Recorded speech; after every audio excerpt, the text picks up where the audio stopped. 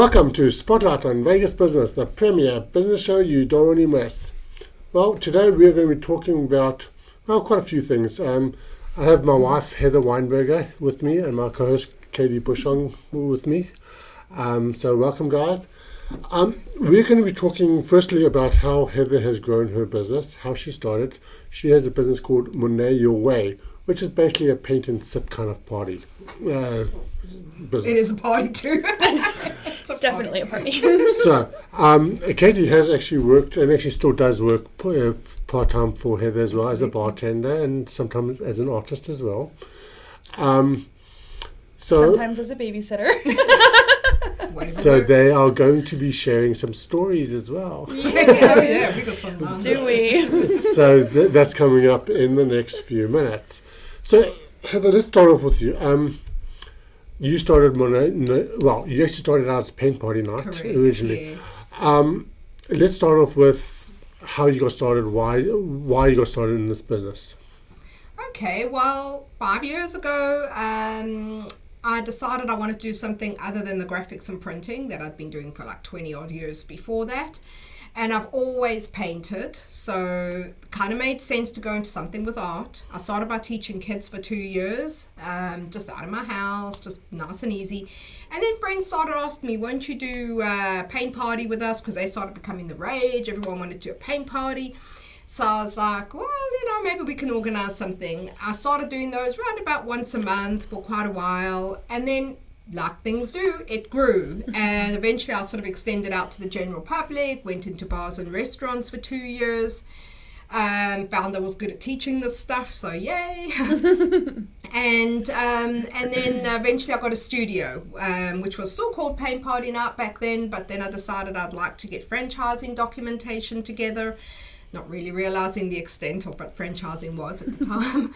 Anyway, name change was in order to register Monet Your as a trademark.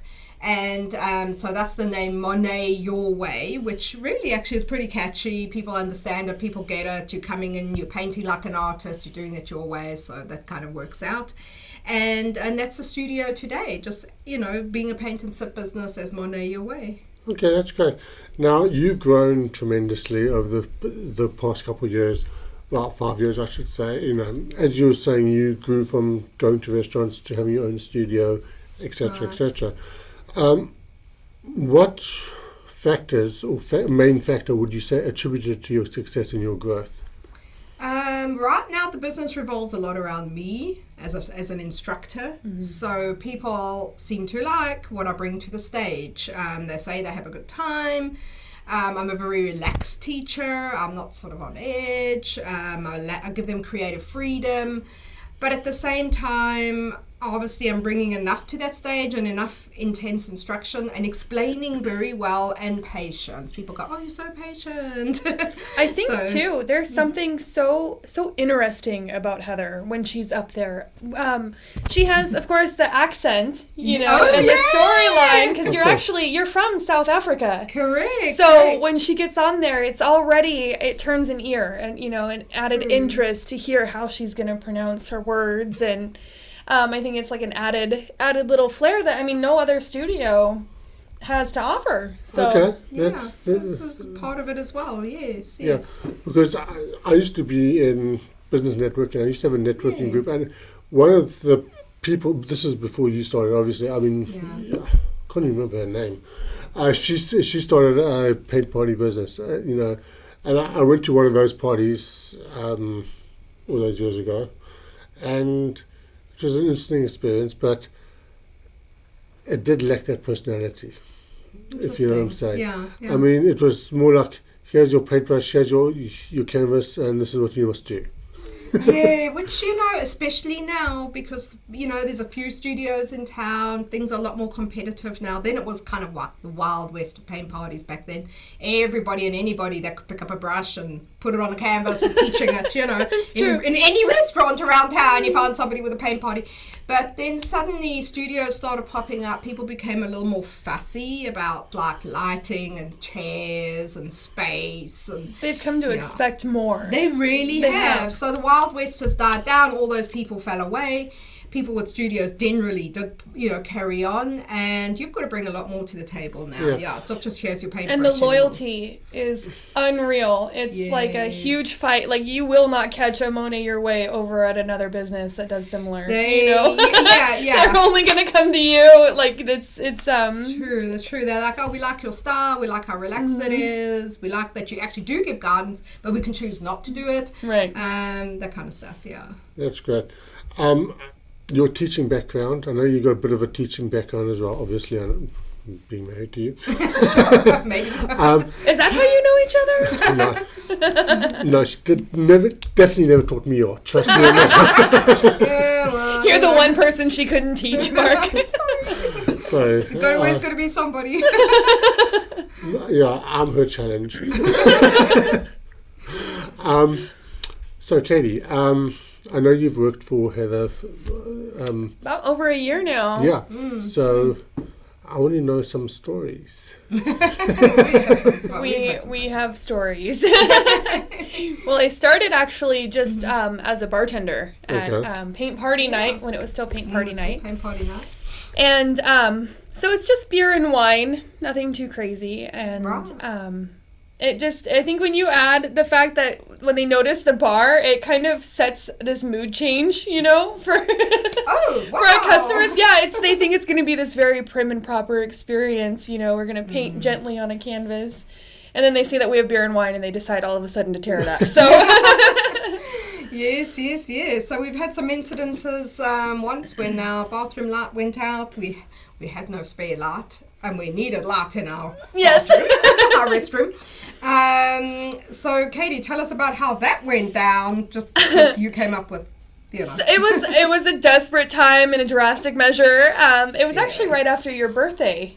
Yes, it was. So we had planned, we had that beautiful party there, and the decorations, and I happened to find this disco ball that was like behind my bar, tucked, and it was the only light source that I could even think of that could find. So we put it in there, and this lady goes in.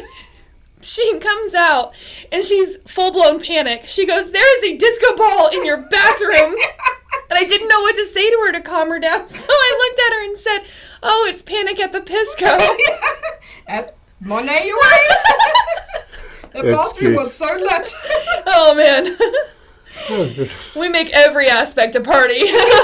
Wherever you go in the studio, there's a party happening. Bathroom, front of the studio. Okay. Sounds like a lot of fun. Yes.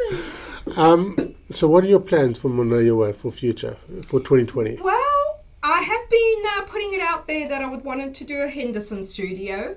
Once again, I have franchising documentation, so it could go down one of two ways. Either I could eventually get it open, or preferably someone comes in as a franchisee and gets it open. Okay. I actually have a location for it, so if they were wanting a location and want to get it quickly, we've got one ready to go. Okay. Now, what type of things can a potential franchisee expect? What are you offering? I know you got a great name. Right. That's a great start. Yeah. The name works. We're on the final trademark phase. It's been accepted. Just got to do the register. I don't know that once you get the trademark accepted, still got to register it. So we're doing that. The final registration process of the trademark. So yay, that name is very particular to us. So very happy about that. But otherwise, then we are just, what I've tried to do as a franchisor is make the costs manageable for a franchisee. A lot of other franchises out there just expect the franchisees to spend, everything fancy down to the last little detail and fitting. It's not totally necessary for a paint studio. For people to have a good time, you do not have to have the fanciest fitting from beginning to end. You certainly need it to be functional and somewhat presentable and attractive. But I think one of my biggest things is the cost cutting aspect. Just trying to get it down to what we need, what's going to really work. And then the other thing is support for the franchisee. Getting them up and running is certainly a huge part of what I want to do. and as well as, you know, training, document, you know, the paintings. Obviously, you can use everything that I have in my gallery. It's available, it's there. I keep a lot of spare paintings so that as a franchisee gets up and running, they can immediately take all those spare paintings, put it on their walls. They don't have to sit painting for hours and hours. It's a small thing, but it's a big thing when you're getting a business going, you know. Now, we all know that with all franchises, including yours, of course, their success is your success. Yes. You know, basically, yes. they have to be. You have to make sure that they're successful, because that's going to reflect on you and your entire franchise operation. Quite Absolutely. frankly, Especially the first one. Exactly. Key. So, as we discussed earlier, you've built your business based on your personality and all that. So, I'm assuming you're looking for the similar type qualities in a potential franchisee. Somebody that's not going to just be a paint by numbers kind of person, but somebody that can actually... Got to bring the heart into it. Yeah. Got to bring the heart. Even if they're not a fantastic artist, we can work with that. You know, if they have some artistic ability, I think it will help with the business, and they can step in if needed. Because if you can't paint at all, that's really hard. You're always relying on instructors, but fair enough. But you don't have to be fantastic or anything. But the important part is you have to have heart for the business. Yeah, it's not, of course, some money in the bank is necessary, but the heart. Yeah, I think people would very quickly fall away if I got in a franchisee that was just business, you know, because they would be like, but we go to Monet Your and Summerlin is so fun, and whatever instructor's teaching, we feel they fun too, and we come here and, you know. Well, that's the whole thing with franchising. It has to be duplicated. Yes. I know it's impossible to duplicate exactly, but as close as possible. As close as possible to what. If you look at all the big franchisees, you know, okay, I'm thinking of some restaurants, but all the big franchises are basically carbon copies of each other. They are, I mean, food ones, yes, they're more owned by these conglomerates and stuff, whereas a paint studio, it's a little more personal. It is, But my point is, you're right. I mean, the big food ones are very conglomerate and very corporate. Very corporate, yeah. And Paint Party is different. It is. I mean, there's some big Paint Party franchises out there as well. There are. Yeah. But even those big ones, they've still got that personality, if you know what I'm saying. Yes, they're going to take on what the franchisor is, and that's Exactly. why I will eventually find a franchisee that's going to go with my heart on it. People going to a restaurant, they just will go there, they all want to eat. They're not going there for fun.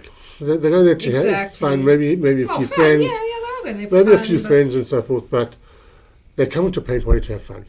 Yeah, it's more of an experience. Definitely an experience. I mean, I've been to some of these franchised fast food places where the employees... Oh, they're not the friendliest. Let's put it that way. We haven't always had the friendliest employees either. And they don't last long. No. Bye. But you know what I mean. Anyway, that's why I've ended up being very picky about the instructors. The selective about the instructors that I've got, because they have to come in there with a heart. They have to be friendly. They have to be approachable and knowledgeable about what. And I assume you're going to have the same requirements from any of your franchisees. You know, that would only be. I think we would very quickly figure that out, because someone might come in all very corporate and just want to know the numbers, or no, and they would find. Yes, I can provide numbers, but we just wouldn't match. We just wouldn't. Don't misunderstand. The numbers are important. The numbers are important, but we just it's not the only thing. Yeah, we just wouldn't gel. You know, in the long run, it'll be like, well, you know, you've got to be able to put some heart into this business. Right. Definitely, especially seeing as I'm a heart-led owner, so to speak. Yeah. Exactly. Yeah. That makes me want to ask the question. So when you have, when you go to a paint party night like this, you know, at Monet Your Way, do some people see it as they're buying a painting that they're making, or do they see it as an experience right off the bat? This is interesting, because the first time is, I think a lot of them walk in there going, I don't want to pay much to be here. I'm going to make a crappy painting that I'm going to put in my garage. Therefore, I'm just coming to do something, like learn some basic steps. They don't see, and then they arrive there and they then fall into the experience mode, and then they start judging on that, of course. But you know what I mean? Like they get there and then they realize there's this whole buzz going on. It's not just I'm going to get some instructions and I might like it and I might not. So a lot of people don't see it as an experience when they're walking in. They understand the experience of other things like escapology and all those things, and know those are an experience. When they walk into a paint party, not necessarily. They struggle seeing it in the beginning as an experience. They think, I'm paying, an entry paying fee, a lot to be here, paying a lot to not be here, but to bring my own painting home. Yes. So... So I think that's really great that you're able to have that pivotal moment with them and show them, this is a fully immersive, experience, something that you won't forget. And I think Heather's so good at it that's what keeps her customers so loyal. People forget they're paying to bring anything home at all, They're like, I just want to go have fun. They just want to go have fun with her, and that's so great to see. Yeah. Absolutely. So one last aspect, private parties. I mean, you obviously do that. Yes. Tell us just briefly before we end off. Okay, yeah, sure. Just to end off, we do all the public stuff. It's all on my calendar. But then a huge part of our business is doing private events and parties and classes for people. We do it for birthdays, family get-togethers, and a big one, team building and customer appreciation. We've done a few of those as well. But I think team building, out of all the corporate stuff, team building definitely is the most popular out of them all. People from, normally the bigger companies have certain teams, everyone's divided into, whatever teams and whatever, and then they bring their team at the end of a week of training or the end of the year. Of course, we did a lot of holiday type stuff, and team appreciation stuff towards the end of the year. So... Yeah, and that's a huge part of our business too. We shut down the studio. It's just for you. You choose your painting out of our collection. And then there we are, just for you. Okay. Thank you. We've actually seemed to run out of time. There's a lot more that I wanted to cover, but we've actually run out of time. So I want to thank you for coming on. Thank you. And absolutely. So that's another segment of Spotlight on Vegas Business over. Thank you. Thank you.